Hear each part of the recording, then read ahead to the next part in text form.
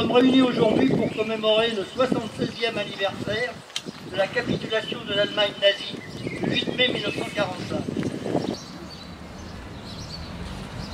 Pour les drapeaux, au baudrier.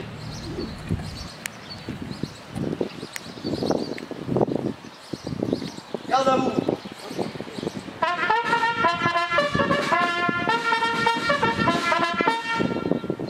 Attention pour les couleurs. Envoyez.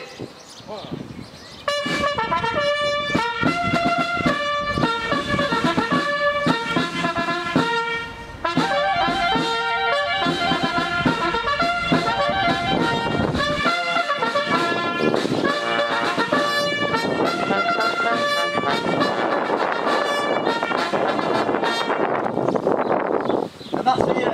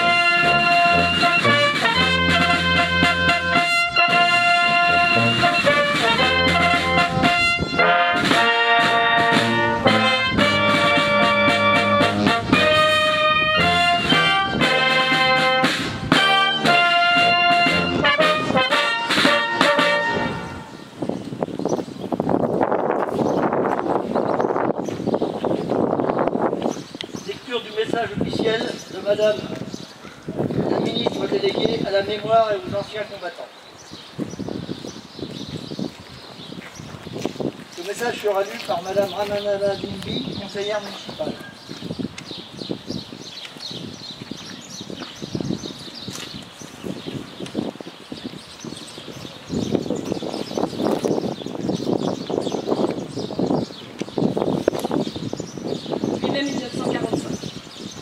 Par 2 fois, l'Allemagne a signé sa capitulation sans condition.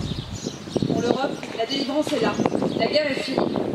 Enfin, après tant de souffrances et de désolation, après tant d'espérance et de lutte acharnée, même les épreuves les plus douloureuses ont vécu, même les tempêtes les plus dévastatrices s'achèvent. Une joie bouleversée emplit les cœurs, les drapeaux ornent les fenêtres, les embrassades se noient dans la liesse populaire. Derrière les larmes de joie, celle de la peine. Personne n'oublie les vies ruinées, les vies dévastées. Personne n'oublie que l'humanité a payé le plus lourd tribut de son histoire. Notre monde en fut changé à jamais.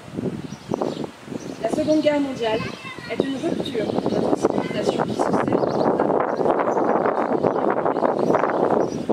76 ans plus tard. Mémoire commune et épris de la même reconnaissance, unissons par la pensée et par notre hommage pour saluer le souvenir de celles et ceux qui ont combattu et abattu le fléau nazi. Pour notre pays, rien ne fut plus simple. Ce combat prit de nombreux visages et la victoire mit le chemin. Malgré les ardents soldats de Montornay, d'Abbeville, des Alpes, de Saumur et de tous ceux de Tarente, l'ombre de l'occupation, de la division, de la collaboration a jeté son voile obscur sur la France. Il y a 80 ans, en 1941, les flambeaux de la résistance brillaient déjà. Le flot du refus et de l'espérance montait, tandis que la répression forgeait son funeste souvenir à Châteaubriand, au camp de Souges ou au Mont-Valérien. La France libre recevait les ralliements des territoires ultramarins et poursuivait son inlassable épopée. Dans les sables de Coufra, elle nouait un pacte avec la victoire et par la voix du colonel Leclerc, regardait déjà vers Strasbourg. À l'instar d'Hubert Germain, dernier des compagnons de la Libération, ce fut toute une jeunesse ardente et résistante qui refusa la défaite et l'asservissement, qui refusa de servir les desseins de l'occupant. Tous, ils ont permis à la France de s'asseoir à la table des vainqueurs. Cela fut rendu possible par le combat acharné des armées françaises et des armées alliées, par les forces françaises qui jamais ne cessèrent la lutte, par le dévouement des résistants de l'intérieur, par chaque Française et Français qui a refusé l'abaissement de la France et la négation de ses valeurs. Notre gratitude demeure indéfectible. Entendons les mots de Malraux.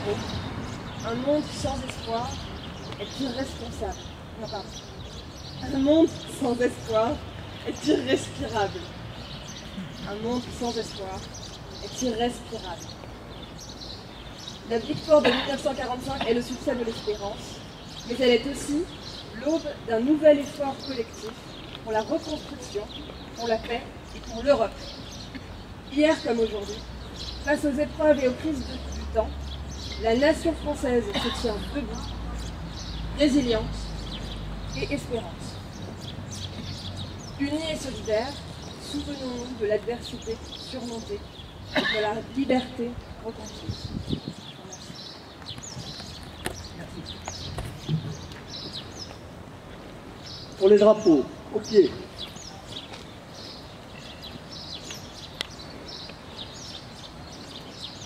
Dépôt de gerbe par le conseil municipal des enfants.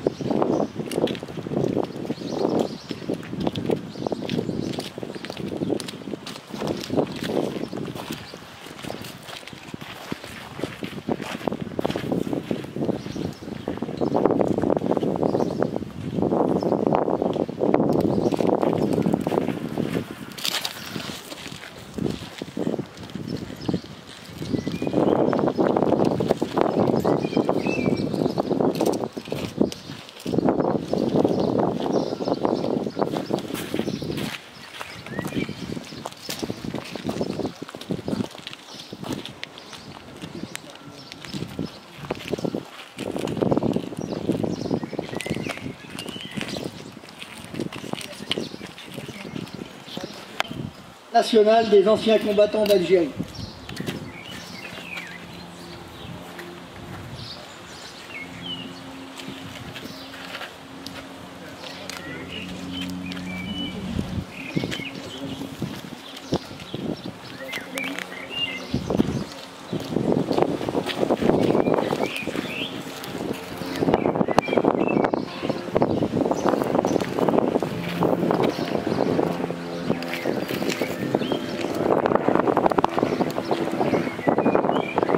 L'Union nationale des combattants.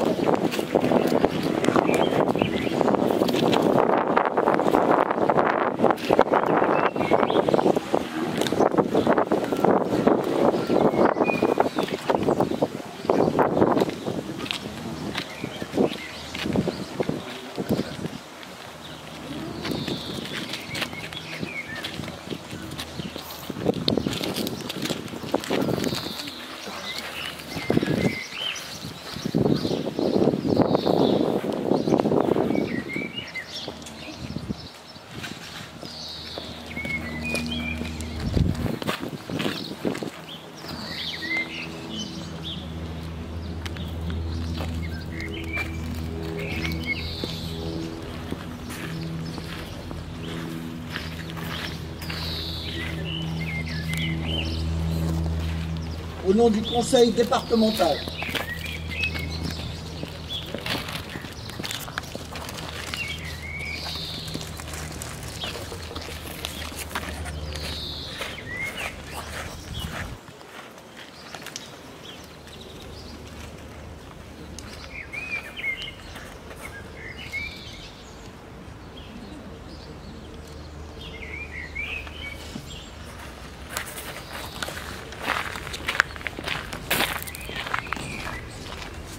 Monsieur Mounir Satori, député européen.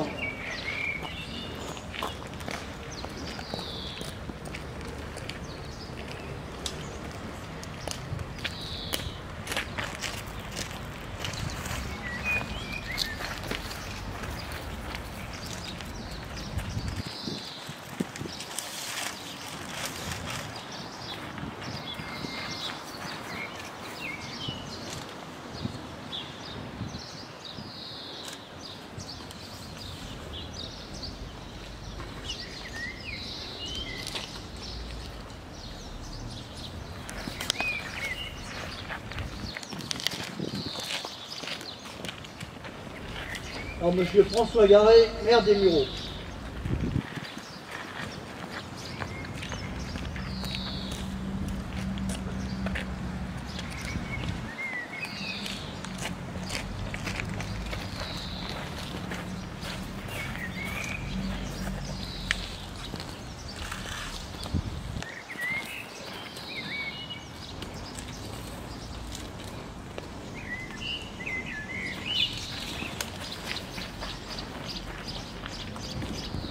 Pour les drapeaux, au baudrier.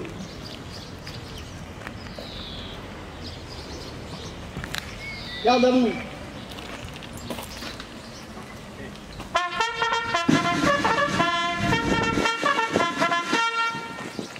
Aux morts.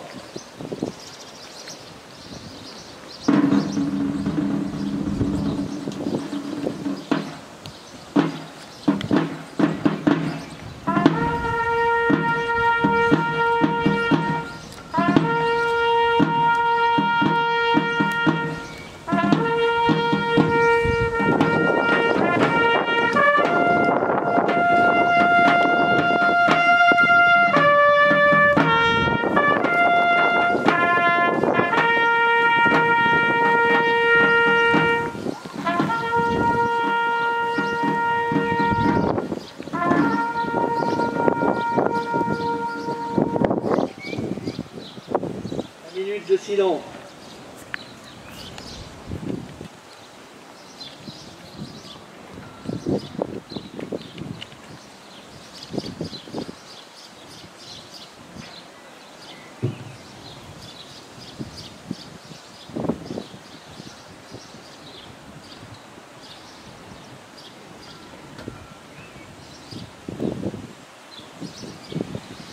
La Marseillaise.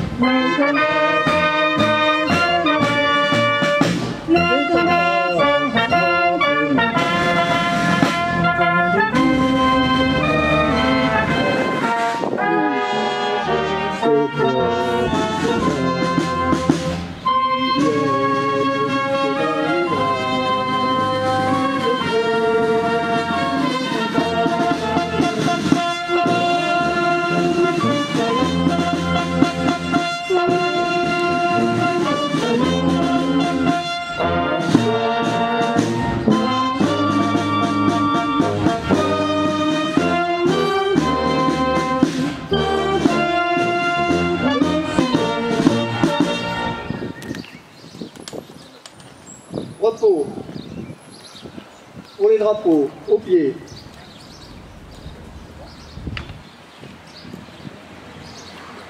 Allocution par le conseil municipal des enfants.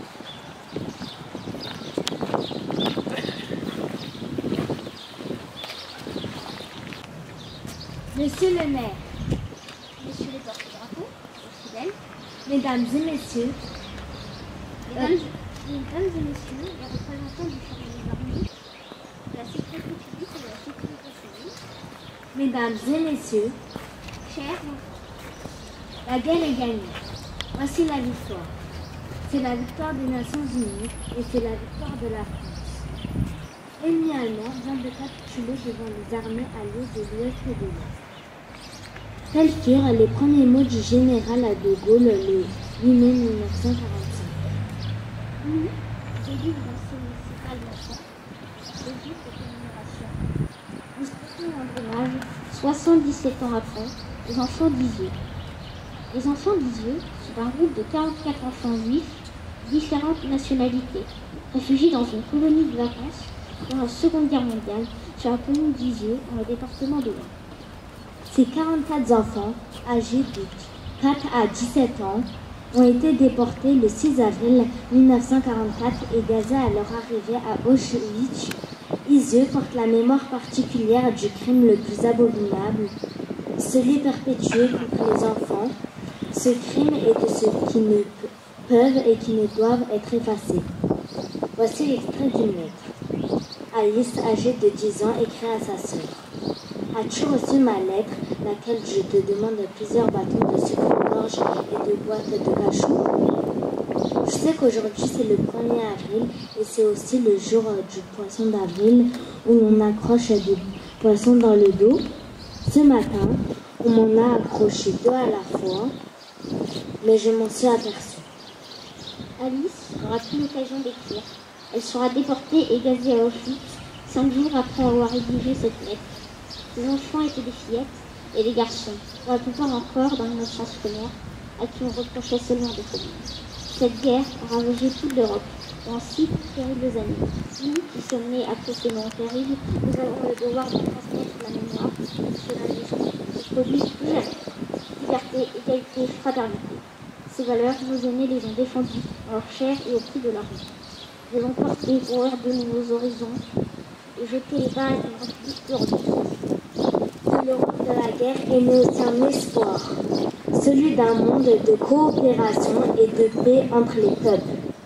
La création des Nations Unies et la construction européenne initiée dans l'élan de la reconstruction morale et politique de l'après-guerre concrétise cette promesse.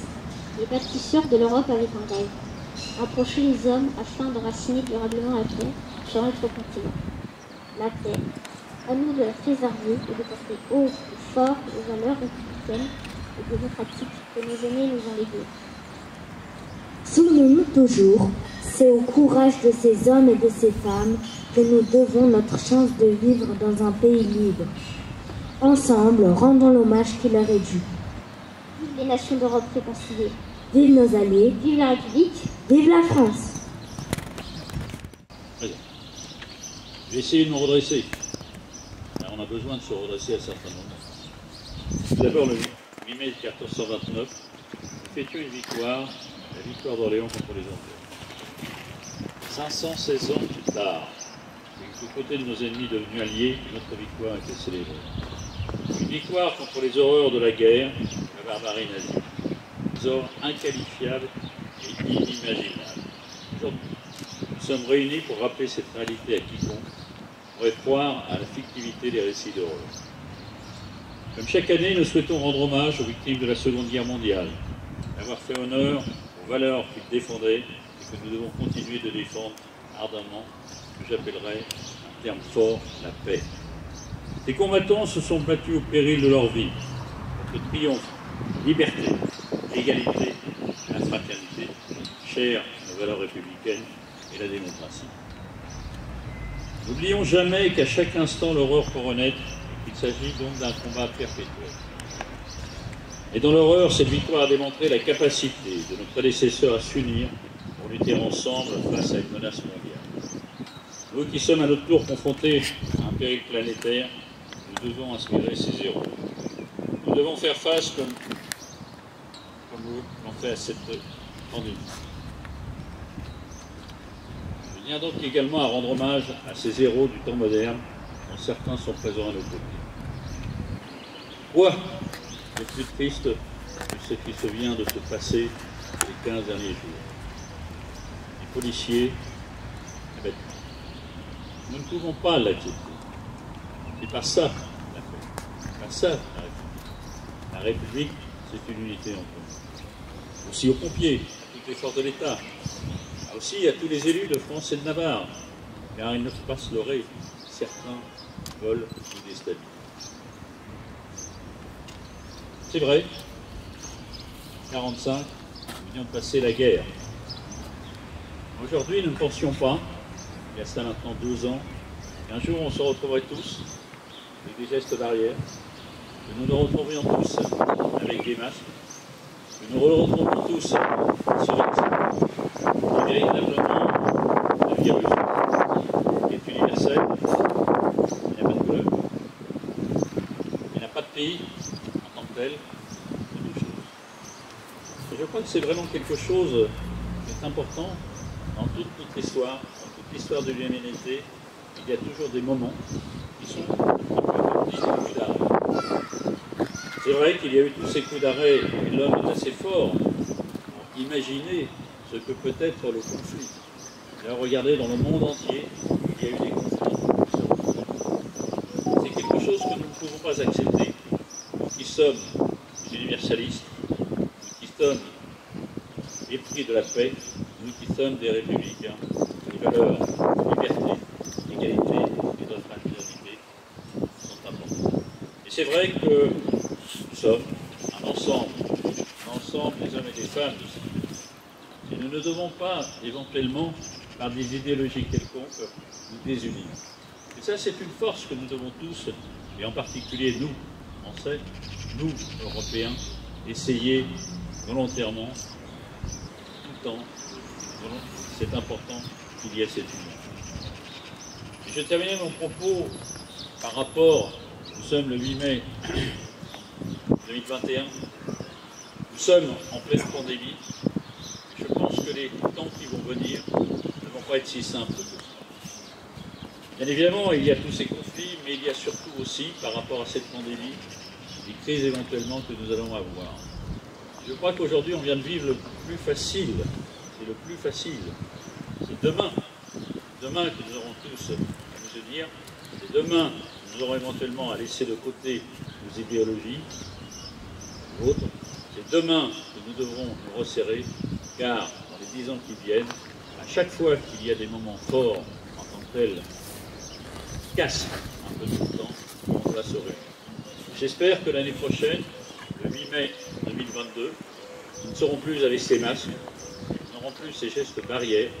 Et ce que je souhaite, c'est que notre pays, c'est que l'Europe, et bien évidemment notre ville, soit dans un mouvement positif et que nous ne le retrouvions pas éventuellement dans un mouvement négatif. À vous tous et à nous tous, prenons des forces. À vous tous et à nous tous, unissons-nous. Et surtout à vous tous et à nous tous, émettons un message d'avenir et ne restons pas dans le négatif. C'est important pour cette année 2020. Merci.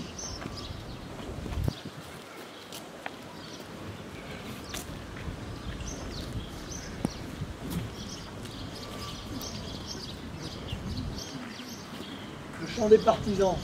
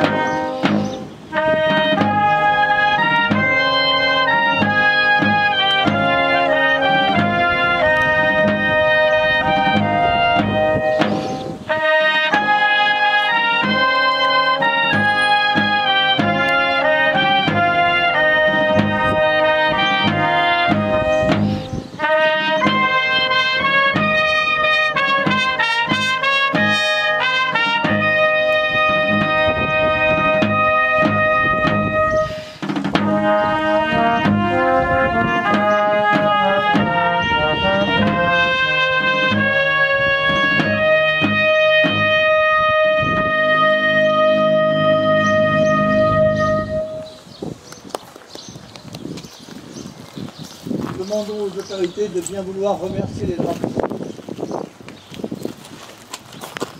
Il n'y aura pas de poignée de main.